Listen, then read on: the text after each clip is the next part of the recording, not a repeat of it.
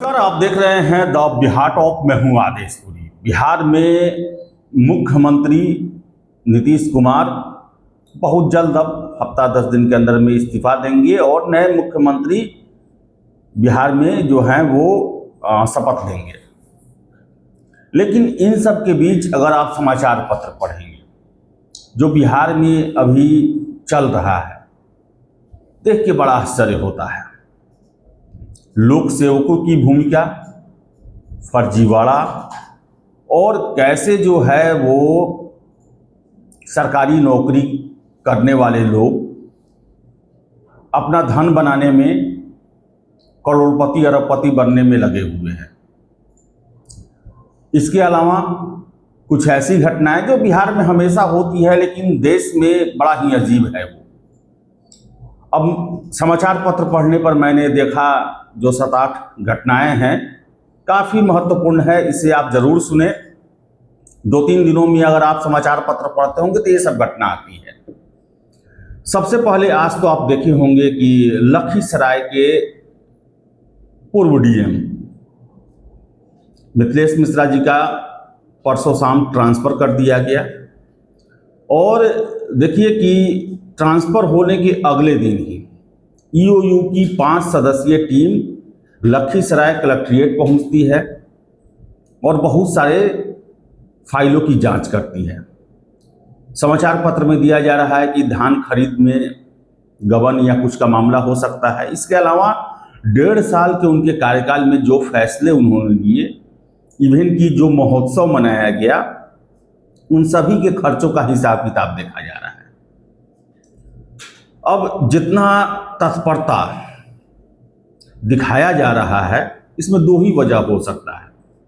या तो डीएम साहब के द्वारा बहुत बड़े स्तर पर अनियमितता बरती गई है, गड़बड़ी की गई है, जिसके चलते सरकार नाराज है, या फिर सरकार के हिसाब से वो काम नहीं किए, इसके लिए सरकार उनको सही रास्ते पर लाने का प्रयास कर रही है, यानी एक तरह से दंडित करने का। क्योंकि धान खरीद और महोत्सव और 1.5-2 साल जो डीएम साहब डिस्ट्रिक्ट में रहते हैं, अगर उसका जांच हो रहा है तो कहने का मतलब है किसी न किसी तरह उनको लपेटे में लेना है।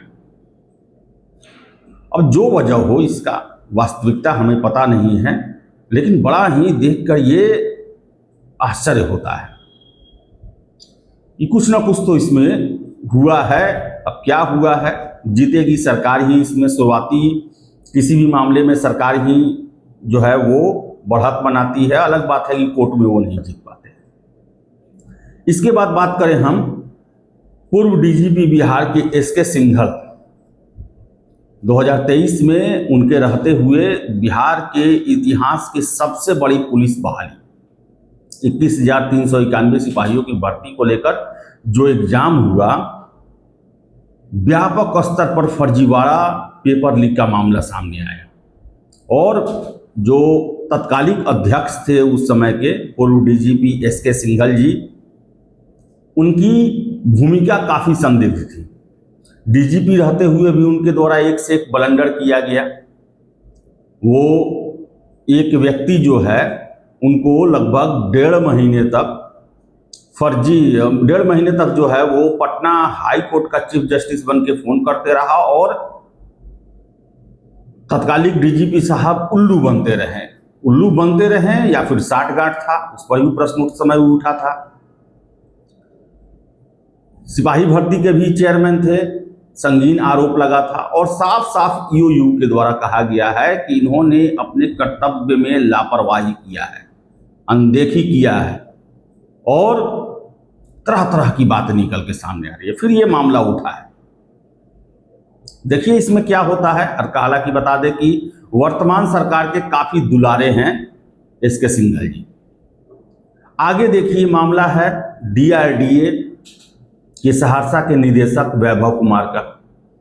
13 साल की नौकरी, 2013 में बीडीओ बने और 13 साल की नौकरी में 16 प्लॉट लिखाएं, 10 करोड़ का संपत्ति बनाए हैं। अब आप समझ सकते हैं कि ये किसकी सेवा कर रहे थे, खुद की सेवा कर रहे थे या बिहार की सेवा कर रहे थे। आगे देखिए गौतम कुमार 80 करोड़ का तो पता चला, उनकी गर्लफ्रेंड के नाम पर 5 करोड़ का जो है वो सिल्लीगुड़ी में आलीशान मकान का पता चला है। इसके अलावा सिल्लीगुड़ी के चाय बागान में उनका शेयर है, या उनका चाय बागान है उनका, सिल्लीगुड़ी में है मकान, फिर से गैंगटोक में है, बहुत जगह बिखरा हुआ है, अरबों का संपत्ति उनका, और लैविश लाइफ जीना उनका, महंगी महंगी घड़ी पहनना, रिजॉर्ट में रुकना, थार से अपनी नौकरानी या फिर गर्लफ्रेंड कहें उनको रोज घर से अपने आवास तक लाना पहुंचाना। अजीब, ये तो एक से एक रईस लोग नहीं करते हैं, जो कि एक डीएसपी साहब के, तो कि इंस्पेक्टर दरोगा से जो है डीएसपी बने थे, उनकी करतूत है। फिर से आपको हम बता दें, कल छपरा में एक दरोगा जी जो है वो घूस लेते हुए 9,000 रुपया पकड़ा है। इसके अलावा आप लगातार सुन रहे होंगे दरोगा, राजस्व कर्मचारी, ये लोग जो है बिहार में लगभग रोज कोई ना कोई पकड़ा जा रहा है। इसके अलावा आप देख रहे होंगे कि 1-1.5 महीने से लगातार जो है बिहार में अंचलाधिकारी यानी कि जो सीओ हैं उनका हड़ताल चल रहा है।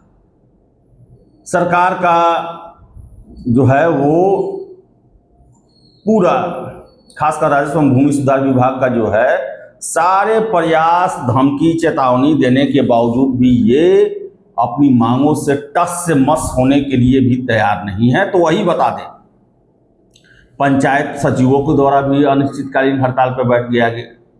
उनका 5 सूत्री मांग है। उनका है कि हमारा लास्ट प्रमोशन बीपीआरओ तक हो, प्रखंड पंचायती राज अधिकारी, स्नातक स्तरीय उनका योग्यता किया जाए, तो खैर वो तो हो चुका है। वेतनमान बढ़ाने का मांग किया गया है। 5 सूत्री मांग को लेकर वो भी हड़ताल पर बैठ गए। फिर से बता दें आपको हम कि अभी आप 2-3 दिनों में पढ़े होंगे कि एक फर्जी आईपीएस और फर्जी दंपत्ति पकड़ा गया आईएएस, जिसमें कभी कभी दोनों हस्बैंड वाइफ दोनों को आईएएस अपने आप को बताते थे, तो कभी अपनी वाइफ को आईएएस और खुद को उसका बॉडीगार्ड वो बता देता था। इसके अलावा देख ले कि मोतिहारी में जहरीली शराब के चलते 9 लोग मारे गए, कितने लोगों की आंख की रोशनी चली गई। तो कहने का मतलब है बिहार लग रहा है कि अनाथ हो गया है, और जो यहाँ के लोक सेवक हैं उन पर किसी का कंट्रोल नहीं है, वो स्वेच्छाचारी हो गए हैं। ये तो जो पकड़े जा रहे हैं उनका इतिहास है। और कहा जाता है कि अभी ये तो देहाती भाषा में कहा जाता है कि ये तो पोठिया मछली है, बड़का बड़का रोहू बुआरी तो ही बचले हैं, और उस पर किसी का मजाल भी नहीं है कि हाथ डाले।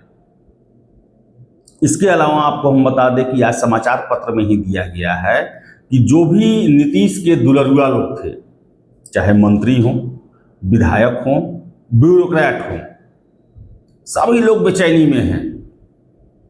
जल्दी कोई फाइल पर अब साइन नहीं कर रहा है लोग, क्योंकि पता है कि सरकार बदलने वाला है, सरकार की प्राथमिकता बदलने वाला है, सरकार के लोग, नए लोग दुलरुआ बनने वाले हैं, और जो 20 साल से, 10 साल से, 15 साल से जो वनवास काट रहे थे उनका दिन आने वाला है।